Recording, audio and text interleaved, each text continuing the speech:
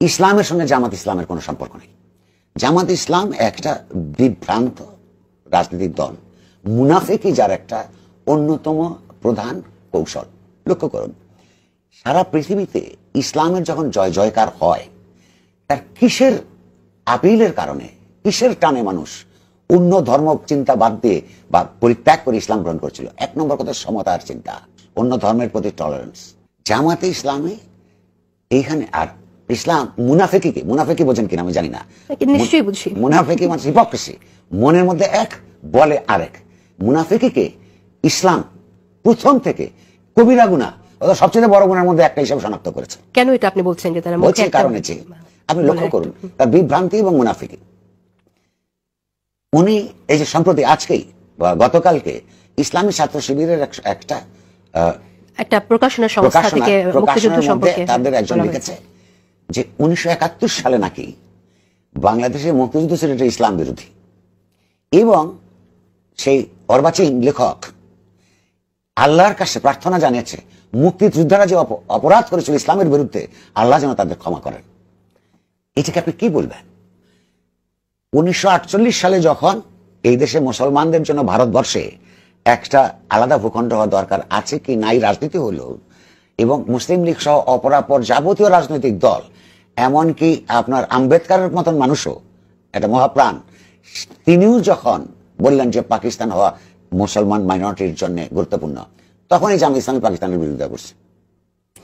আবার পাকিস্তান থেকে, পাকিস্তানের আপনার পশ্চিম পাকিস্তান ভিত্তিক শোষণ নিপীড়ন, অর্থনৈতিক, রাজনৈতিক, বাংলাদেশের আপনার স্বার্থ শাসন বিরোধী সংগ্রামের বিরুদ্ধে, এমনকি সর্বশেষে মানুষের নির্বাচনী রায়ের বিরুদ্ধে গিয়ে, যা তখন এই দেশে একটা বর্বর গণহত্যা চালু করে 1971 সালের 25শে মার্চ, সেইটার বিরুদ্ধে যখন একটা ন্যায়ের যুদ্ধ শুরু করে বাংলাদেশের মানুষ, এবং সশস্ত্র মুক্তিযুদ্ধ আকারে স্বাধীনতার যোদ্ধারা এই দেশের মানুষের জন্য সংগ্রাম করে, সেটাকে তারা পাপ হিসেবে শনাক্ত করে।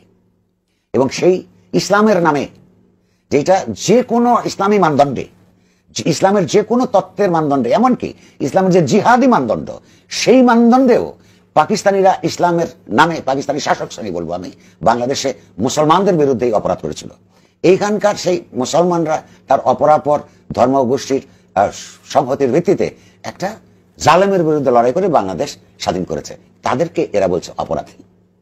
আর মুনাফিকিটা, এটা তো ছাত্রদের কথা, যারা বড় শিবিররা ছোট শিবিরদেরকে শিখিয়েছে। আর আপনি কোনো জামাত ইসলামীর নেতার যদি কথা শুনেন, তার মুনাফিকিটা বুঝবেন। যেমন ধরুন, তাদেরকে আপনি জিজ্ঞেস করেন, তাদের মধ্যে অনেক শিক্ষিত লোক আছে, ইনফর্মড, তারা আরবের ইতিহাস বলতে পারবে, ইসলামের ইতিহাস বলতে পারবে, অনেকের চাইতে ভালো করে বলতে পারবে, ভারতবর্ষের ইতিহাসের কথা জিজ্ঞেস করলে আসে খুব সুন্দর করে বলতে পারে। কিন্তু যখন 71-এর ইতিহাসের কথা বলে, দেখবেন কি বলে, আমি তখন শিশু ছিলাম, আমরা তো এটা ছিলাম, আমার পূর্বপুরুষরা করেছে, যদি কোনো অপরাধ আমরা করে থাকি দুঃখ প্রকাশ করব। একটা ঘাতক বাহিনীকে, ইসলামের নামে বিশাল মুসলমান জনগোষ্ঠীকে তার স্বায়ত্ত শাসন চাইবার অপরাধে নারী পুরুষ শিশু নির্বিশেষে যাকে হত্যা করে, তারা যে অপরাধী, এইটা বুঝবার জন্য নাকি তারা তো এখনো সাবালক হয় নাই। তাহলে এইসব আপনি কি বিশ্বাস করেন যে সত্য কথা বলে?